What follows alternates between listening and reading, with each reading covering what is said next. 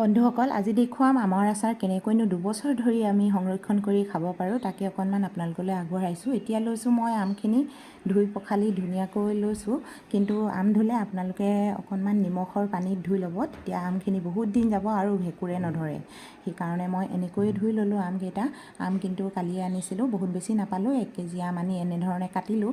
আমখিনি কাটি থাকোঁতে দেখিলোঁ আম একেবাৰে কোমলীয়া কাৰণে আলুৰ দৰে কাটি ল'লোঁ, আৰু এইখিনি হৈছে গুটিখিনি পেলাই মই হালধি নিমখ সানি অকণমান ৰ'দত দিবলৈ ল'লোঁ।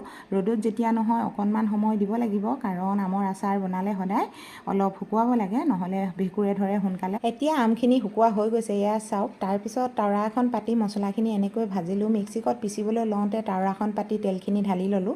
তেল ঢলাৰ লগে লগে গৰম হ'ল আৰু মিক্সিত পিচি অনা মছলাখিনি ঢালি সানি ল'লোঁ, আৰু তেলকণো গৰমে গৰমে দিলোঁ, আৰু যিখিনি প্ৰয়োজনীয় মছলা সেইখিনি আপোনালোকে দি ৰাখিব। আজিলৈ আহোঁ, ধন্যবাদ।